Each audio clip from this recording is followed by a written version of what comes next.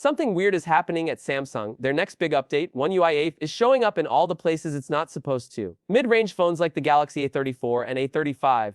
Already testing it. Watches that shouldn't even be part of the first wave, spotted on servers. And after the chaotic mess that was One UI 7, this sudden activity has people wondering, is Samsung trying to fix its image fast? Or is this just another storm brewing? Welcome back, viewers. James here. Don't forget to share this with your fellow tech nerds, and subscribe for more updates like this every week. So let's start with the surprise twist. One UI 8 isn't just for the latest foldables anymore. The Galaxy A35 5G has already popped up in Samsung's for server running an early build version A33 at 556B5 if you like decoding codenames. And get this, it just showed up on Geekbench too, pulling a solid 27 in single core and 2520 in multi-core. That's not just some minor back-end shuffle. Samsung is deep into testing already. The Galaxy A34 is in the game too, spotted with early firmware version A346B XXUE3. That's the mid-ranger from early 2023. Normally, these models sit in the second or third wave of updates, but this time they're front and center.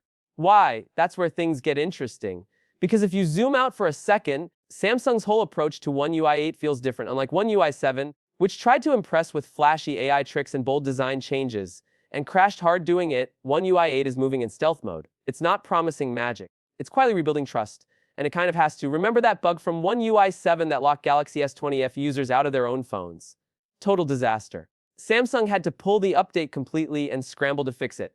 Rollout stalled. People got confused. It was everything a software launch shouldn't be. And to make it worse, a security bug exposed private gallery photos to public AI albums. Not great when you're selling Knox level protection. This time, no loud promises. One UI 8 is all about stability. Subtle design makes smarter transitions. And yes, real upgrades under the hood like quantum encryption for Wi-Fi and suspicious app behavior alerts. Samsung wants this to feel less like a show, more like a proper fix. And the fact that A-series phones are already in testing, that's Samsung trying to prove it's serious, before users even start complaining.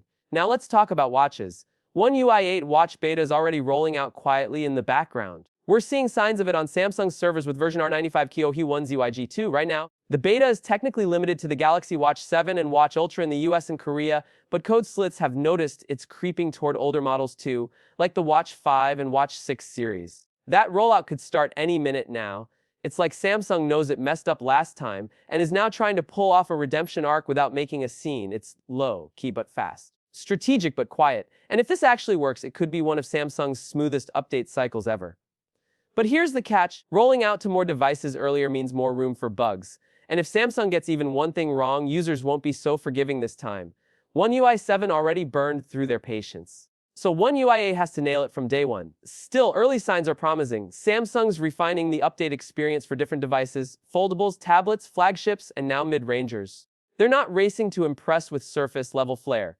Instead, they're going full cleanup mode, tightening the code, patching the cracks, and making sure One UI finally feels as smooth as the hardware it runs on. And let's be honest, that's what users really want. Not gimmicks, not broken BS. Just reliable, stable updates that feel good to use. If Samsung pulls this off, One UI 8 won't need hype. It'll speak for itself. So, is this the calm before the storm, or the start of Samsung's software comeback? We'll find out soon. But one thing's clear, the company is moving fast, staying quiet, and trying to avoid another One UI disaster. Let's hope it works.